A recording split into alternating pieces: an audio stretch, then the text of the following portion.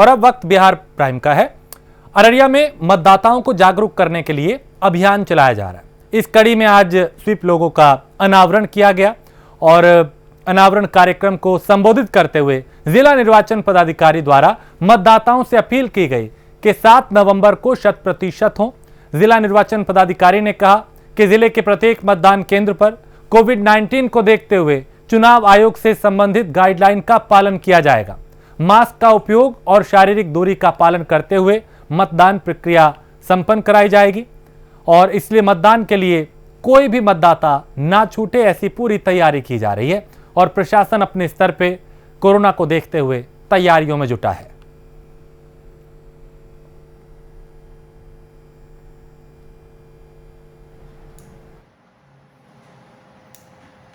सन 2020 के उपलक्ष्य में अररिया जिला जो है तीसरे चरण में 7 नवंबर को चुनाव में जा रहा है और इसी उपलक्ष्य में जिला के द्वारा वोटिंग टर्नआउट को बढ़ाने के लिए विभिन्न स्वीप की गतिविधियां किए जा रही हैं और इसी श्रृंखला में आज जो जिला का जो लोगो है उसका इनॉग्रेशन किया गया है और जिला का जो पंचलाइन भी जो है उसका भी इनॉग्रेशन आज किया गया है। और पंचलाइन जो है अररिया जिला का है आह्वान 100% हो मतदान। ये लोगों का जो मुख्य उद्देश्य यही है कि जो अररिया जिला के जितने मतदाता हैं उनको हम लोग जागरूक करें कि ज़्यादा से ज़्यादा लोग 7 नवंबर को अपने घरों से बाहर निकलें और अपना मत का अधिकार का सदुपयोग करें। मैं आप सब लोगों को मीडिया के माध्यम से पुनः अपील करना चाहूँगा कि 7 नवंबर को अररिया जिला का है आह्वान 100% हो मतदान। धन्यवाद। और समस्तीपुर में लोक जनशक्ति जिला कार्यालय पर स्वर्गीय रामविलास पासवान के निधन पर शोक सभा का आयोजन किया गया और शोक सभा की अध्यक्षता जिला अध्यक्ष चंद्रशेखर राय ने की और संचालन जिला प्रधान महासचिव नीरज भारद्वाज ने किया। इसमें समस्तीपुर लोजपा कार्यकर्ताओं द्वारा उनके चित्र पर पुष्प अर्पित किए गए, उन्हें श्रद्धांजलि दी गई।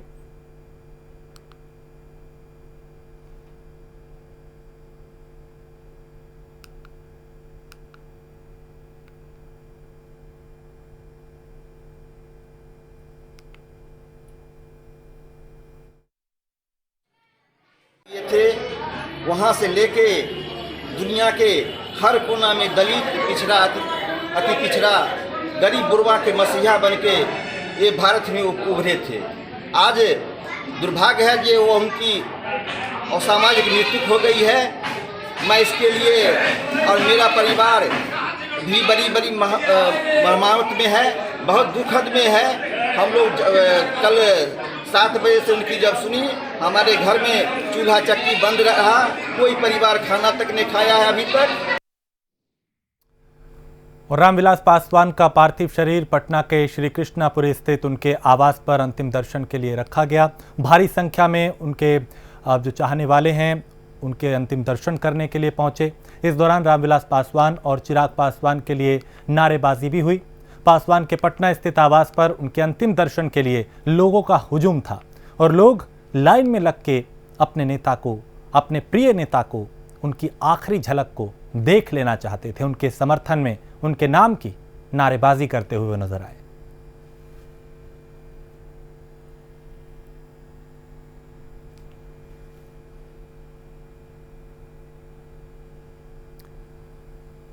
और पूर्णिया में हाट थाना क्षेत्र से एक काले रंग की स्कॉर्पियो से 40 लाख रुपए बरामद किए गए। वहीं कैश के साथ पकड़े गए युवक का नाम मनोज यादव बताया जा रहा है, जो कि नगर प्रखंड के चंपानगर थाने का रहने वाला है। फिलहाल पुलिस युवक को हिरासत में लेकर उससे पूछताछ कर रही है कि ये कैश उसके पास कहां से आया, कहां लेके जाया जा रहा था, क्या इसका इस्तेमाल चुनाव में किया जाना था। ऐसे कई सवाल हैं जिनके जवाब पुलिस तलाश रही है।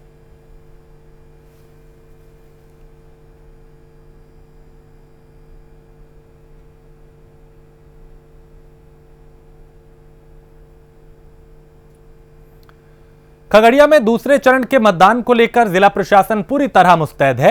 जिले के सभी चारों विधानसभा क्षेत्रों में नामांकन की प्रक्रिया शुरू हो गई है, जिसे लेकर अलग अलग जगहों पे मजिस्ट्रेट तैनात कर दिए गए हैं। पत्रकारों से बात करते हुए डीएम आलोक रंजन घोष ने बताया कि 3 नवंबर को द्वितीय चरण के मतदान को लेकर पूरी तैयारी कर ली गई है।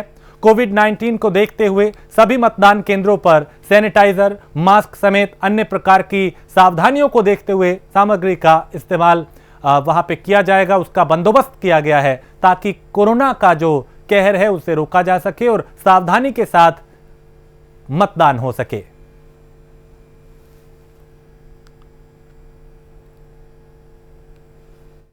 वोट देना चाहते हैं, वैसी परिस्थिति में उनको स्वतंत्रता है, लेकिन उनको लिखित रूप में देना पड़ेगा कि वो इच्छुक नहीं है। तो ये कार्रवाई की जा रही है। लगभग 16,000 के आसपास हम लोगों ने टोटली वितरित कर दिया है और 1,000 के आसपास हम लोग का फॉर्म अब वापस भी होकर आ गया, जिसमें हम लोगों ने। और बिहार विधानसभा चुनाव के दूसरे चरण का नामांकन शुरू हो गया है, जिसको लेकर मुजफ्फरपुर और समाहरणालय परिसर को छावनी में तब्दील कर दिया गया है। इसके अलावा गेट पर सुरक्षा बलों की भारी तैनाती है, लेकिन इसके बाद नियमों की धज्जियां उड़ाते हुए मेन गेट से एक प्रत्याशी का बैनर लगी गाड़ी परिसर के अंदर घुस गई और उसके अंदर से कई लोग भी उतरते हुए दिखाई दिए, लेकिन प्रशासन मूक दर्शक बना रहा। हालांकि गाड़ी कुछ ही देर के बाद मीडिया को देखकर वापस चली गई और मीडिया द्वारा अधिकारियों को जानकारी देने के बाद एसडीओ कुंदन कुमार मौके पर पहुंचे और दंडाधिकारी से पूरे मामले की जानकारी ली गई।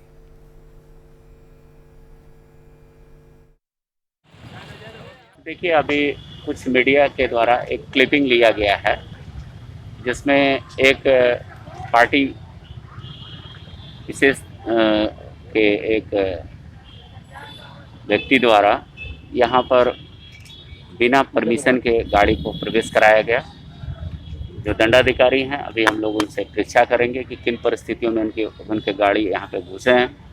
इसके अलावा उस गाड़ी पर अभी हम आचार संहिता उल्लंघन का केस भी करेंगे, क्योंकि गाड़ी में भी जो MVI एक्ट के उल्लंघन का स्पष्ट प्रमाण है और हम लोग उन पर आदर्श आचार संहिता के उल्लंघन के लिए केस भी करेंगे।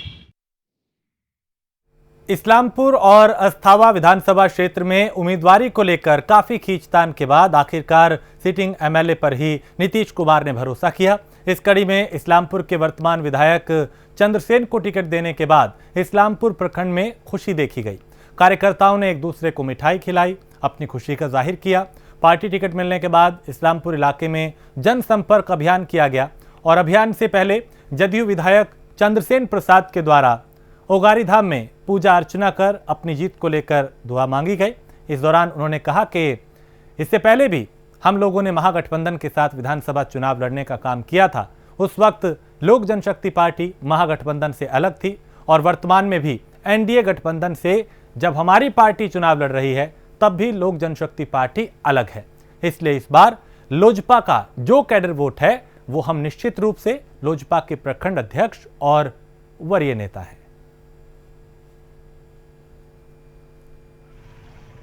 पहले तो जो हम लोग चुनाव लड़े थे महागठबंधन के नेतृत्व में, उस समय जो दलें थी और उस समय भी लोजपा हम लोगों के साथ नहीं था, और आज जो राष्ट्रीय दल भाजपा है और हम लोग का जो गठबंधन है, ये दोनों हम लोग साथ हैं और दोनों मिलजुल कर करके एक मजबूती के साथ इस्लामपुर विधानसभा क्षेत्र में चुनाव लड़ने का काम करेंगे। और जहाँ तक लोजपा का सवाल है, तो जो लोजपा का जो कैडर वोट है, हम निश्चित रूप से हमने लोजपा के जो प्रखंड अध्यक्ष हैं, लोजपा के जो वरीय नेता हैं, उनके साथ लगातार जो है हम लोगों ने काम किया है और हमें उम्मीद है कि लोजपा के जो भीतरी लोग हैं, जो पार्टी से हट कर करके और मुख्यमंत्री के नेतृत्व में और नरेंद्र मोदी जी के नेतृत्व में, सुशील कुमार मोदी जी के नेतृत्व में विश्वास करेंगे और अंदर से वो लोग मतदान करेंगे, ये मुझे पूरा भरोसा है। और हम जो पिछली बार 25,000 वोट से जीते थे, उससे भी 1.5 वोट से जीतने का मुझे काफ़ी उम्मीद है। पूर्णिया के कस्बा विधानसभा क्षेत्र में समीक्षा बैठक आयोजित की गई। बैठक में जिला पदाधिकारी राहुल कुमार ने चुनाव संबंधित जागरूकता के लिए बाइक सवार शिक्षकों की एक टीम को हरी झंडी दिखाकर रवाना किया। इस कार्यक्रम में डीएम राहुल कुमार ने सेविकाओं के द्वारा बनाया गया चुनाव से संबंधित रंगोली की खूब तारीफ भी की और सभी सेविकाओं को धन्यवाद भी दिया। आज कस्बा विधानसभा में सभी सेक्टर ऑफिसर, पुलिस पदाधिकारी flying squad, static surveillance team के साथ समीक्षा बैठक की गई है और भारत निर्वाचन आयोग के द्वारा जो फेयर एंड फ्री इलेक्शन कराने के लिए जो इंस्ट्रक्शंस प्राप्त है उसके आलोक में आज सभी पदाधिकारियों को सेंसिटाइज किया गया। बिहार के समस्तीपुर जिले के उजियारपुर विधानसभा क्षेत्र के चंदोली गांव में करीब 70 से 80 घर हैं जिनके लिए 75 साल से सड़क नहीं है और यहां जाने के लिए यहां पर कोई इमरजेंसी हो जाती है तो यहां पर खाट पर लाद कर जो शख्स है उसे ले जाया जाता है। बारिश के महीने में कई तरह की परेशानियां यहां पे होती है, इसे लेकर लोगों ने आज अपनी नाराजगी जाहिर की।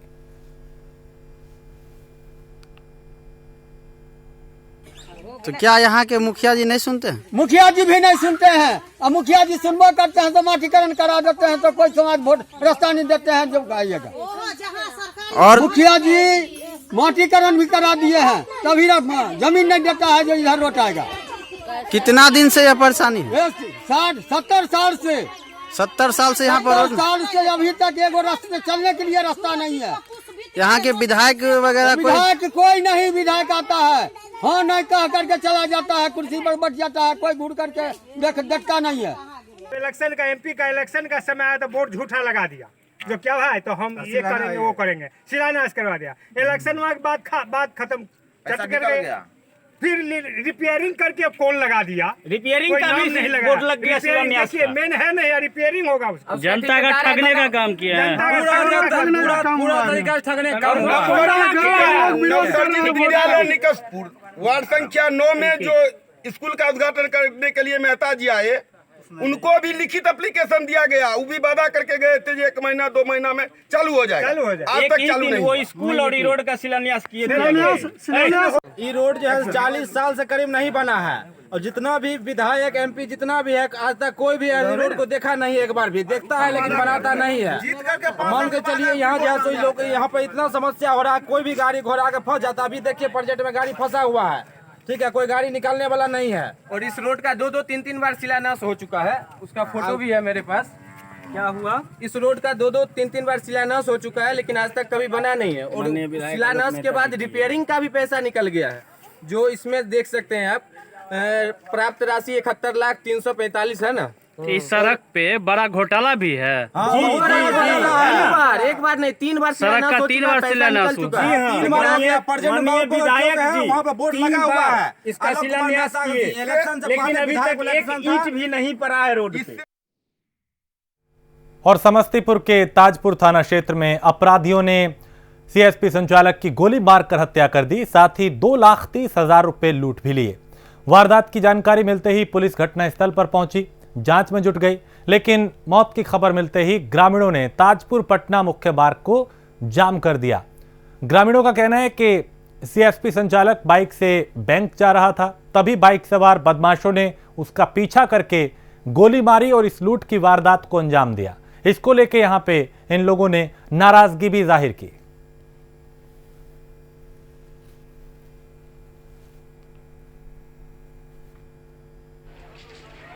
यहाँ पर मर्डर हो गया है आसारी में, कुछ दूर यहाँ से 1 किलोमीटर आती है। 1 किलोमीटर कैसे हुआ पूरा डिटेल बताइए। मर्डर हुआ इधर बैंक से पैसा लेके जा रहा था। हाँ। और मोटरसाइकिल पर सवार दो आदमी, जय आदमी रहे, वो देखा नहीं कोई, और वहाँ जाके उसको खहेट के गोली मारा, नीचे गिरा के नीचे गिर गया है। उसके बाद उसको, मृतक का क्या नाम है? मृतक का नाम है इसे टिंकू सब कहता है, जितेंद्र कुमार नाम है उसका। ग्रामीणों के द्वारा सूचना दी गई या थाना प्रभारी को सूचना दी गई, वो अभी क्षेत्र पे पहुंच रहे हैं। अब एक लूटपाट की घटना के क्रम में किसी को गोली मारी गई है और जैसा बताया जा रहा है, आप लोगों के माध्यम से पता चला है कि वो सीएसपी के संचालक थे। विस्तृत जानकारी थाना प्रभारी के पहुंचने के बाद हम लोग को पता चलेगी और अभी उनको अस्पताल भेजा गया है, जिसमें पता चला है कि उनकी मृत्यु हो गई है और विशेष कारण हम लोग और पता कर रहे हैं और अपराधियों की जल्द गिरफ्तारी कर ली जाए। और खबर बिलासपुर से है, जहां रपटा पुल के पास से एक बच्चे की लाश मिली है। शुक्रवार शाम से बच्चा गायब था और घर से बाहर खेलने के लिए गया था। परिवार वालों ने बच्चे की शिनाख्त की है और सरकंडा थाने में दर्ज हुई थी गुमशुदगी की यह रिपोर्ट। इस बच्चे का शव मिला है। पुलिस को सूचना दी गई, पुलिस मौके पर पहुंची। पुलिस अब मामले की जांच कर रही है।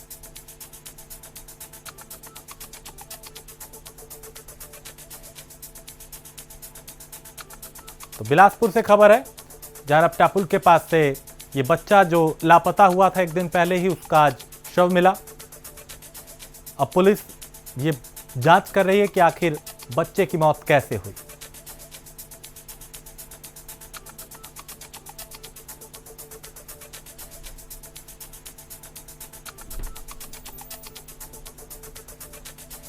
तो शुक्रवार शाम से ये बच्चा गायब था, घर से बाहर खेलने के लिए गया था। परिवार ने गुमशुदगी की रिपोर्ट दर्ज कराई और आज इस बच्चे का शव बरामद हुआ। फिलहाल पुलिस मामले की जांच कर रही है।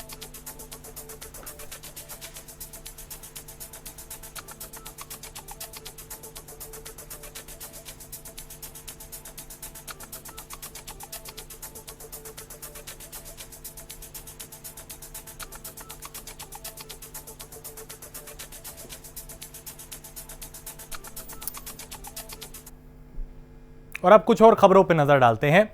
नोएडा से खबर है, जहां वांछित अभियुक्त को गिरफ्तार किया गया है। धोखाधड़ी करने वाला ये वांछित अभियुक्त जो है उसे गिरफ्तार किया गया है। काफी दिनों से फरार चल रहा था ये आरोपी। इस पर कई गंभीर धाराओं में मुकदमे भी दर्ज हैं। सेक्टर 62 के गोल चक्कर से ये गिरफ्तारी हुई है। इस वक्त ये बड़ी खबर आपको बता रहे हैं, जहां धोखाधड़ी के और इसके अलावा कई दूसरे मुकदमे इस शख्स पर दर्ज थे, जिसको आज सेक्टर 62 के गोल चक्कर से गिरफ्तार किया है पुलिस ने।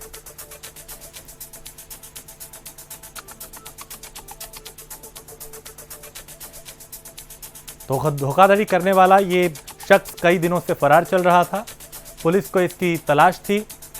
आज ये पुलिस के हत्थे चढ़ा, जिस पर कई गंभीर धाराओं में मुकदमा दर्ज है। नोएडा के सेक्टर 62 से इस शख्स की गिरफ्तारी हुई है।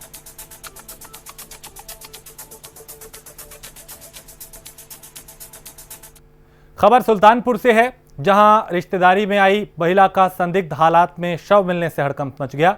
बताया जा रहा है कि आज सुबह ये महिला सुबह की सैर के लिए निकली थी घर से, लेकिन काफ़ी देर बाद जब घर वापस नहीं लौटी तो इसकी खोजबीन शुरू हुई और खेत के पास उस महिला का शव बरामद हुआ।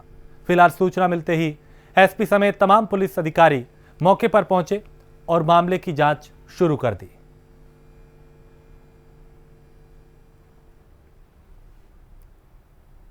तो घर से सुबह की सैर के लिए ये महिला निकली थी, लेकिन रास्ते में ही खेत किनारे इस महिला का शव बरामद हुआ है। अब कैसे मौत हुई, इस बात का पता लगाया जा रहा है। शव को पोस्टमार्टम के लिए भेजा गया है और पुलिस मामले की जांच कर रही है।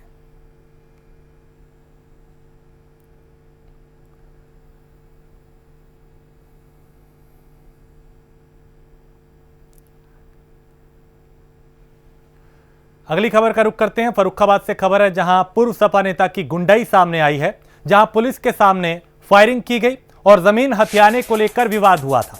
विवाद सुलझाने गई थी पुलिस, लेकिन वहां पे गुंडागर्दी दिखाई गई। दबंग पूर्व सपा नेता के घर से फायरिंग हुई और लाइव फायरिंग का पीड़ित पक्ष ने वीडियो बना लिया। दबंग नेता पर पुलिस अब तक कोई कार्रवाई नहीं कर पाई है। पूर्व सपा नेता मोहन अग्रवाल मुलायम सिंह यूथ ब्रिगेड के जिला अध्यक्ष भी रह चुके हैं। कोतवाली सदर क्षेत्र के मोहल्ला मस्जिद स्ट्रीट का यह मामला है, जहां पे किस कदर फायरिंग की जा रही है। इन तस्वीरों को देख के ये अंदाजा लगाया जा सकता है कि यहां कोई डर नहीं है, ना पुलिस का, ना प्रशासन का, ना कानून का, ना सिस्टम का। और कैसे जब पुलिस टीम वहां पे पहुंची, उनके सामने ही फायरिंग की गई। पीड़ित पक्ष ने इसका वीडियो बाकायदा बना लिया उसी फायरिंग का। तो जमीन हथियाने को लेकर वह विवाद हुआ था और विवाद को सुलझाने के लिए पुलिस मौके पर पहुंची थी, लेकिन पुलिस के सामने ही फायरिंग की गई, गुंडागर्दी की गई। लाइव फायरिंग का वीडियो पीड़ित पक्ष ने बना लिया कि कैसे फायरिंग की जा रही है, लेकिन पुलिस ने अब तक कोई कार्रवाई नहीं की।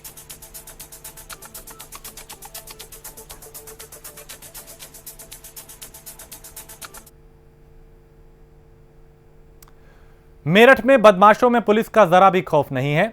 एक के बाद एक कई वारदातें ऐसी हो रही हैं जो सुरक्षा व्यवस्था पर सवाल उठा रही हैं। कहीं पे हत्या हो जाती है, कहीं लूट, कहीं डकैती, कहीं बलात्कार और कहीं पे अपहरण जैसी वारदात को अंजाम दिया जा रहा है। ये आलम तब है जब पिछले कई दिनों में कई एनकाउंटर किए गए, कई बदमाशों को ढेर किया गया और कईयों को सलाखों के पीछे पहुंचाया गया। अब ये तस्वीरें मेरठ की हैं, जहां दिन दहाड़े ताबड़तोड़ गोलीबारी की जा रही है और मेरठ इस गोलीबारी से दहल उठा। बदमाशों ने कार ड्राइवर को गोली मारी, इन्हें कोई डर नहीं है। दिन के उजाले में बेखौफ होके हथियार लहराते हुए फायरिंग कर रहे हैं। ना पुलिस का डर है, ना प्रशासन का, ना सिस्टम का, ना समाज का।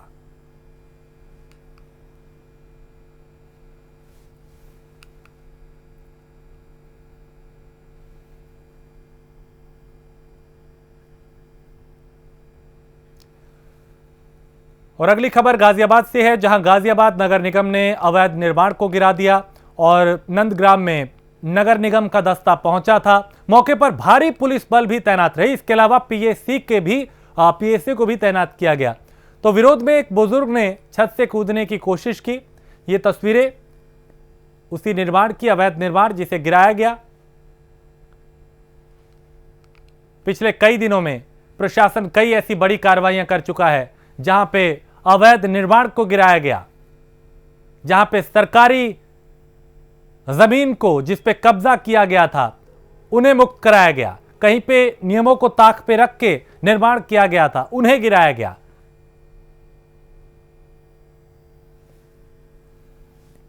तो ये गाजियाबाद की तस्वीर है जहां नगर निगम ने अवैध निर्माण को गिरा दिया।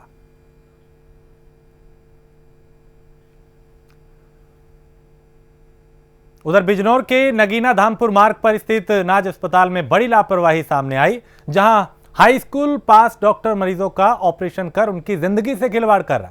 लगातार दूसरे दिन भी इस अस्पताल का नया कारनामा सामने आया, जहां ऑपरेशन के नाम पर मरीज से 46,000 रुपए ठगे गए।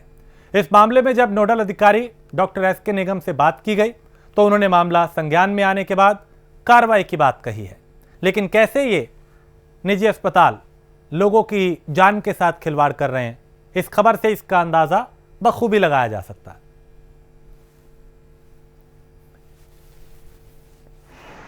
मामला है, मेरे घरवाले को पीड़ा हुई बच्चे के लिए, तो मैं उनको नाज हॉस्पिटल में लेकर आया। तो उन्होंने जो है मेरे से 46,000 रुपये लिए और कह रहे हैं कि बच्चे को तुम्हारा दौरा पड़ना खतरा है। मैं धामपुर ब्लड लेने के लिए गया, तो वहाँ से मैं आया तो मुझे बाद में पता चला कि तुम्हारा बेटा पैदा हुआ। उसके बाद में जो है मेरे फ़ोन में धमकी दी जा रही कि अपनी कंप्लेंट वापस ले लो, तुम 10 कंप्लेंट भी करोगे तो हमारे ऊपर कोई फर्क नहीं पड़ने का, फर्क तुम्हारा पड़ेगा और उल्टा हम तुम्हें फंसा देंगे। कौन दे रहा धमकी? ये जो कंपाउंडर है वो क्या आप चाहते हैं? मैं ये चाहता हूँ कि साहब मैंने 46,300 रुपये खर्चा करे हैं इसी हॉस्पिटल के अंदर, मेरे पास पूरा हिसाब है। मैंने ये बात की भाई जो तुम्हारा जायज़ पैसा है वो आप रख लो और जो मेरा वैसा पैसा वो मुझे मेरा पैसा वापसी कर दो। बस मैं ये चाहता हूँ कि मुझे धमकी ना दें और ये है कि जो मेरा पैसा नाजायज़ गया हो वो मेरा पैसा मुझे वापसी कर दें। मैंने वहाँ जाकर के देखा था कि किसी ने कंप्लेंट की या रास्ते में मैं गुजर रहा था तो उनको एक नोटिस दिया था जी कि वहाँ डॉक्टर झा करके कोई भी काम करते हैं। तो उन्होंने कहा हमारा एप्लीकेशन रजिस्ट्रेशन की करेंगी, तो वो नोटिस का जवाब उन्होंने अभी तक नहीं दिया हमको।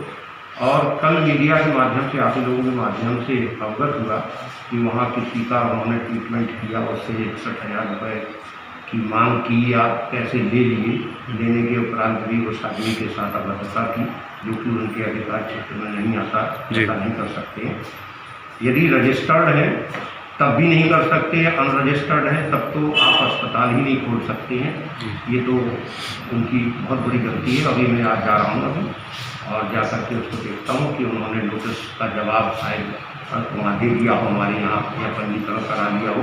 तो इंक्वायरी के तौर पर मैं अभी जा रहा हूँ और अनियमितता यदि हमको मिली और इनका जवाब नहीं हुआ होगा तो उसको हम सील कर देंगे अग्रिम आदेशों तक और फिर कार्रवाई की देखेंगे कि यदि वो जवाब देते हैं उनके पास क्वालिफाइड डॉक्टर है तो खोलने की या रजिस्ट्रेशन की उनको टाइम दिया जाएगा और यदि अनाधिकृत होंगे तो FIR संबंधी वरिष्ठ अधिकारियों से अनुमति लेकर एक धाम।